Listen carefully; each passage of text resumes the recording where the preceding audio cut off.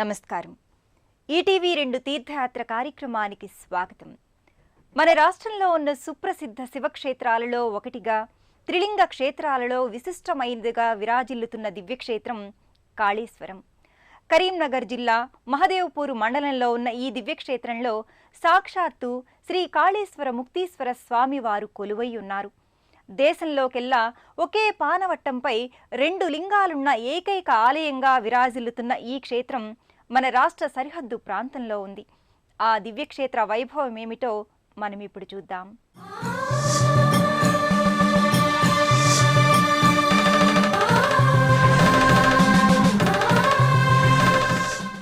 కాళేశ్వరం క్షేత్రం అత్యంత పురాతనమైనది. ఈ క్షేత్రంలో కొలువైన శ్రీ కాళేశ్వర ముక్తీశ్వర స్వామివారు తన మహిమాన్వితాలతో ఈ క్షేత్రాన్ని పునీతం చేసినట్లు పురాణాల ద్వారా తెలుస్తోంది.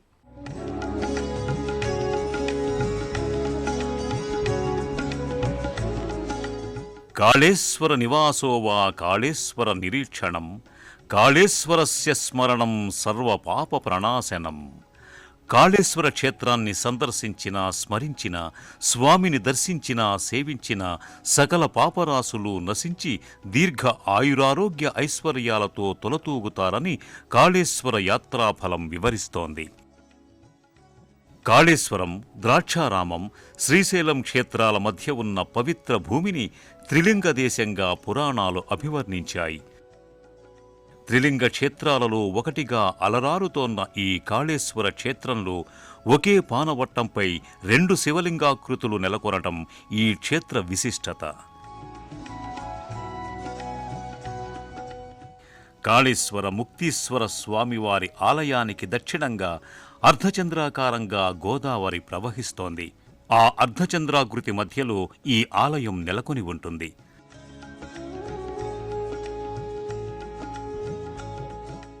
ప్రాణహితగా ఖ్యాతి పొందిన పెన్గంగ, అంతర్వాహిని సరస్వతి, గోదావరి నదీ జలాల గలల సిరులతో ఈ క్షేత్రం శోభిల్లుతోంది. ఈ క్షేత్ర వైశిష్ట్యం, మహిమా వైభవాల్ని స్కాంద పురాణంలోని కాళేశ్వర ఖండంలో సూత మహర్షి సౌనకాది మహామునులకు వివరించాడు. కాళేశ్వరం దివ్యక్షేత్రానికి కొన్ని వందల సంవత్సరాల చరిత్ర ఉంది. కాకతీయ రుద్రదేవుని కాలంలో ఈ ఆలయ నిర్మాణం జరిగినట్లు చారిత్రక ఆధారాల ద్వారా తెలుస్తోంది. అలాగే ఎందరో మహనీయులు ఈ ఆలయ అభివృద్ధికి అనేక మాన్యాలిచ్చినట్లు తెలుస్తోంది. క్రీస్తు శకము 1140 ప్రాంతంలో కాకతీయ రాజులలో ప్రముఖుడైన 2వ ప్రోలరాజు కాళేశ్వర ప్రాంతాన్ని పరిపాలించినట్లుగా చారిత్రక ఆధారాలు చెబుతున్నాయి. వేములవాడ చాళుక్యులు కాళేశ్వర స్వామిని, ముక్తీశ్వర స్వామిని ఆరాధ్య దైవంగా కొలుచుకున్నారు. కాకతీయ రుద్రదేవుని మంత్రి వెల్లంకి గంగాధరుడు ఈ క్షేత్రాన్ని అభివృద్ధి చేశాడు.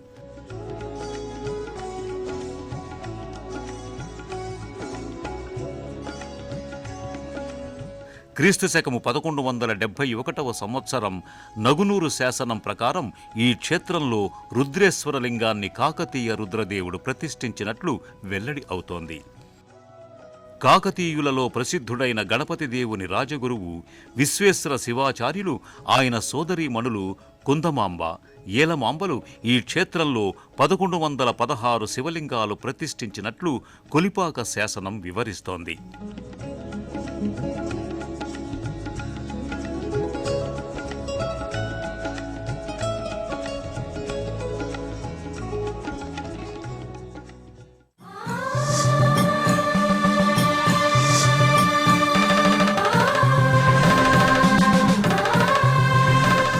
గర్భాలయంలో కాళేశ్వర ముక్తీశ్వరుడు ఇచ్చే దర్శనం విలక్షణమైంది.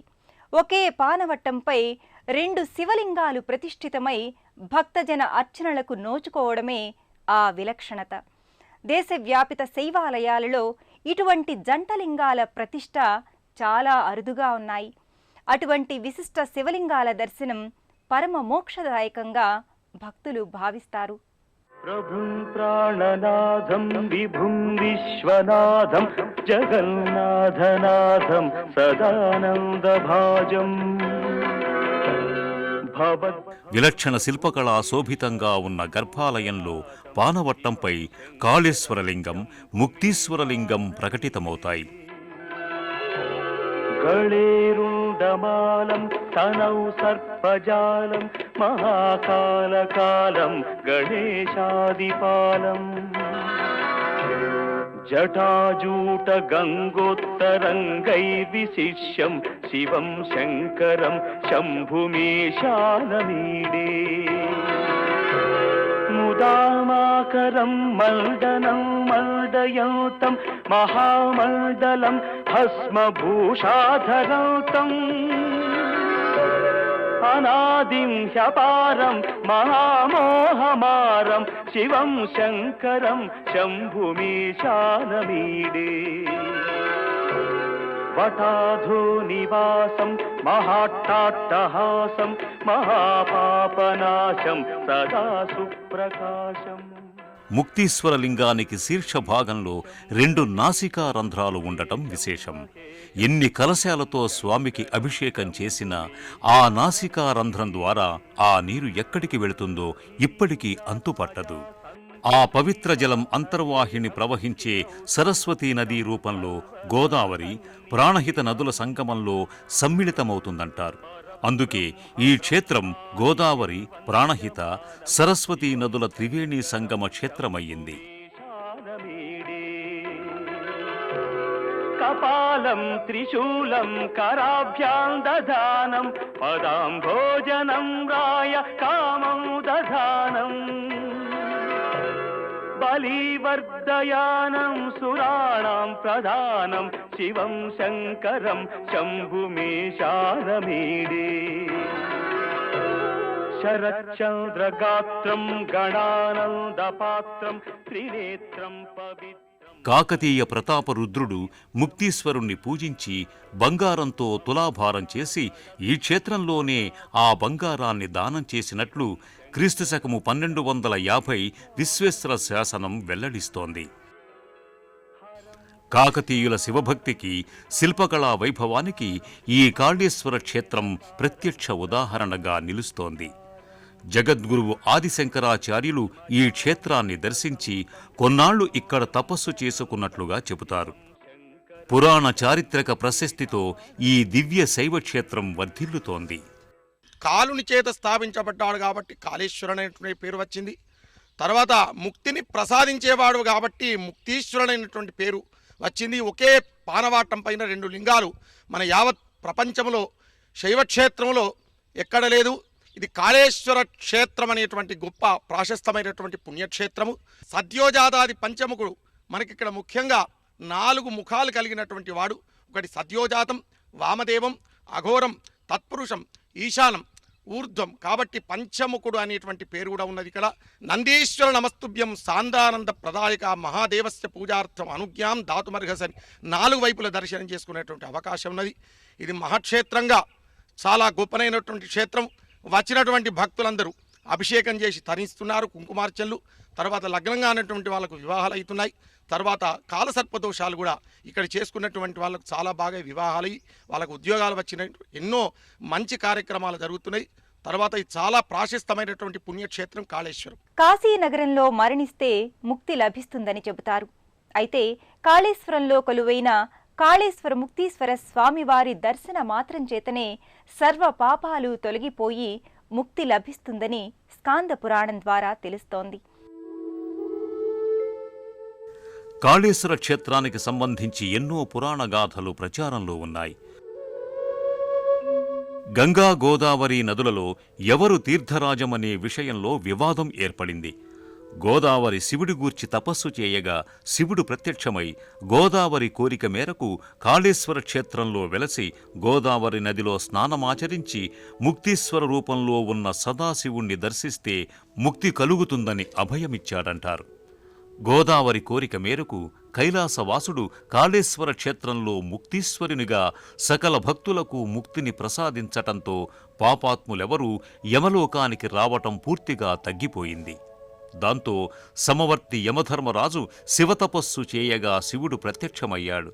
తరుణోపాయాన్ని విశదపరిచాడు. ముక్తీశ్వరలింగం పక్కనే కాలుడు అనగా యముణ్ణి మరో శివలింగాన్ని ప్రతిష్ఠించమని ఆదేశించాడు. ఆ శివలింగం కాళేశ్వరలింగంగా ప్రసిద్ధి చెందుతుందని వరమిచ్చాడు. ఎవరైతే ముందుగా కాళేశ్వరుణ్ణి పూజించి ఆ తర్వాతే ముక్తీశ్వరుణ్ణి కొలిచిన వారికి ముక్తి కలుగుతుందని అభయమిచ్చాడని చెబుతారు. ఒకే పానవట్టంపై గోదావరి కోరిక మేరకు ఆవిర్భవించిన ముక్తీశ్వర స్వామి కాలుని అభీష్టం ప్రకారం ప్రత్యక్షమై కాలుని చేత స్వయంగా ప్రతిష్ఠితమైన కాళేశ్వర స్వామి నెలకొని నిత్య పూజాధికాల్ని అందుకుంటున్నారు.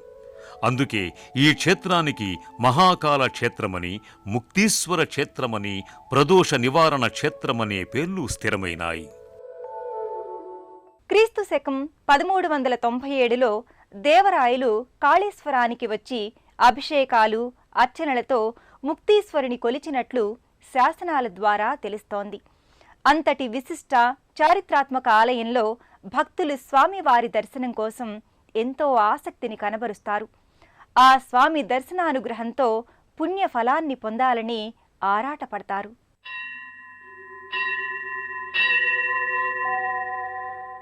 అణువణువున శివభక్తి పారమ్యత తొలకిసలాడే ఈ క్షేత్రానికి ప్రతి నిత్యం దేశం నలుమూలల నుంచి భక్తులు విచ్చేస్తారు.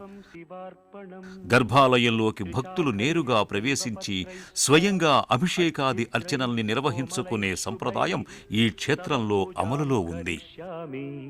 ఏకబిల్వం శివార్పణం కోటి కన్యా మహాదానం తిలపర్వత కోటయః కాంచనం శీలదానేన ఏకబిల్వం శివార్పణం కాశీక్షేత్ర నివాసం చ కాలభైరవ దర్శనం ప్రయాగే మాధవం దృష్ట్వా ఏకబిల్వం శివార్పణం ఇందువారే వ్రతం స్థిత్వా నిరాహారో మహేశ్వర నక్తం హౌష్యామి దేవేశ ఏకబిల్వం శివార్పణం రామలింగ ప్రతిష్ఠా చ వైవాహిక కృతం తథా తటాకాది చ సంతానం. ప్రధాన ఆలయం ముంగిట ప్రత్యేకంగా నందీశ్వర మంటపంతో పాటు ఆలయానికి నలుదిక్కులా 4 నందీశ్వర ప్రతిమలు ఇక్కడ ప్రతిష్టమై ఉండటం విశేషం. ఏకబిల్వం శివార్పణం ఉమయా సహదేవేశ నందివాహనమేవ చ భస్మలేపన సర్వాంగం ఏకబిల్వం శివార్పణం. కాళేశ్వరంలో వైదిక ఆగమోక్త విధి విధానాలతో నిత్య పూజాది ఉత్సవాల్ని నిర్వహిస్తారు. మహాశివరాత్రి సందర్భంగా స్వామివారికి మహాశివరాత్రి బ్రహ్మోత్సవాల్ని నిర్వహిస్తారు. దంతికోటి సహస్రేషు అశ్వమేధ శతక్రతౌ కోటి కన్యా మహాదానం ఏకబిల్వం శివార్పణం బిల్వానాం దర్శనం పుణ్యం స్పర్శనం పాపనాశనం అఘోర పాప సంహారం ఏకబిల్వం శివార్పణం సహస్రవేద పాఠేషు బ్రహ్మస్థాపనముచ్యతే అనేక వ్రత కోటీనాం ఏకబిల్వం శివార్పణం అన్నదాన సహస్రేషు సహస్రోపనయనం తథా అనేక జన్మ పాపాని ఏకబిల్వం శివార్పణం. గర్భాలయంలో కాళేశ్వర ముక్తీశ్వర స్వామిని దర్శించుకున్న భక్తులు అనంతరం ఇదే ఆలయ ప్రాంగణంలో ఉన్న శుభానంద అమ్మవారి ఆలయానికి చేరుకొని అమ్మవారిని భక్తితో పూజిస్తారు. ఇక్కడ పార్వతీ అమ్మవారిని శుభానంద అమ్మవారుగా భక్తులు కొలుచుకుంటారు.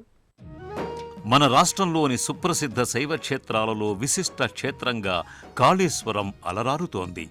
2000 సంవత్సరం ఏప్రిల్ 15వ తేదీన దక్షిణాంనాయ శ్రీ శృంగేరి శారదా పీఠాధీశులు జగద్గురువులు శ్రీ భారతీతీర్థ మహాస్వామి వారి దివ్య ఆశీస్సులతో ఆలయాన్ని జీర్ణోద్ధరణ చేసి ఉపాలయాలలో మూలవరుల్ని ప్రతిష్ఠాపన చేశారు.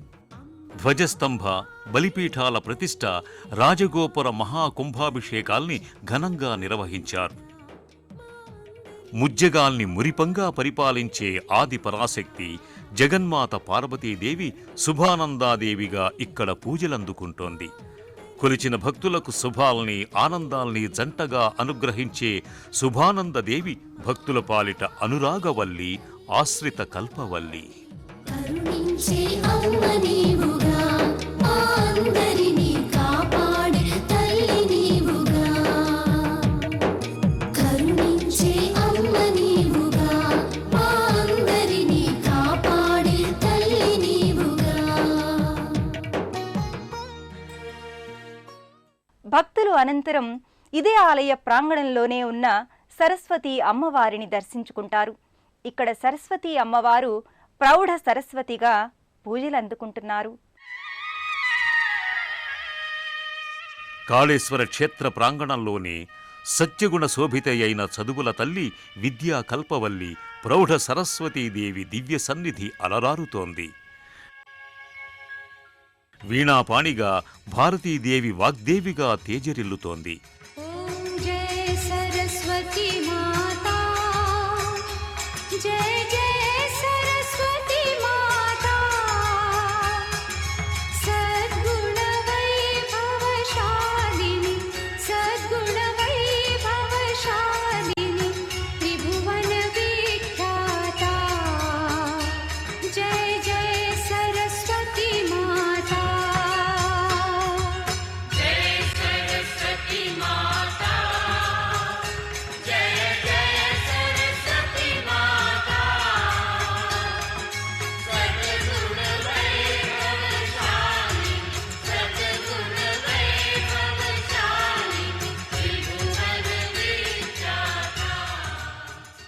సరస్వతి అమ్మవారిని దర్శించుకున్న భక్తులు అనంతరం ఇతర దేవీ దేవతల ఆలయాలను దర్శించుకొని తరిస్తారు. అపురూప ఆధ్యాత్మిక దివ్యధామంగా వినుతికెక్కిన ఈ ఆలయంలో పలు ఉపాలయాలు, పరివార దేవతల సన్నిధులు అలరారుతున్నాయి.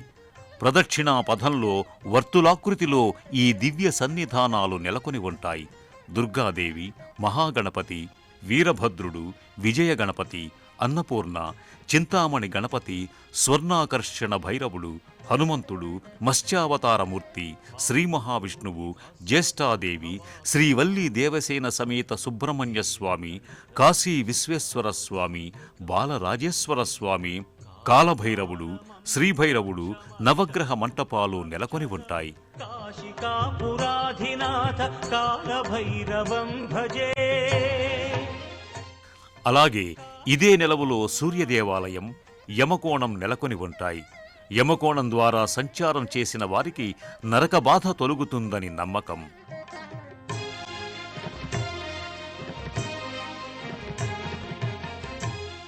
ఇదే నెలవులో మరోవైపు కోదండరామస్వామి వారి దివ్య సన్నిధి అలరారుతోంది.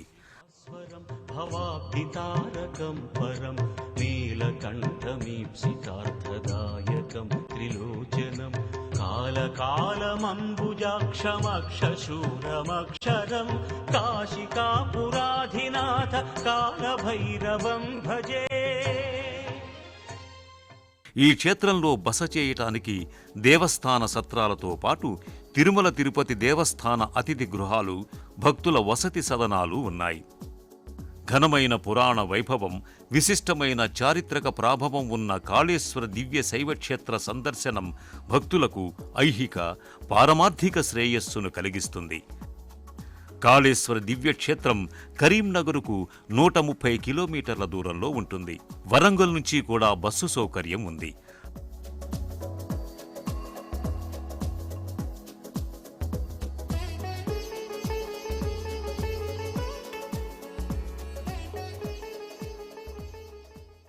ముక్తిని ప్రసాదించే కరుణామయుడు కనుకనే శంకరుడు ఇక్కడ ముక్తీశ్వరుడు.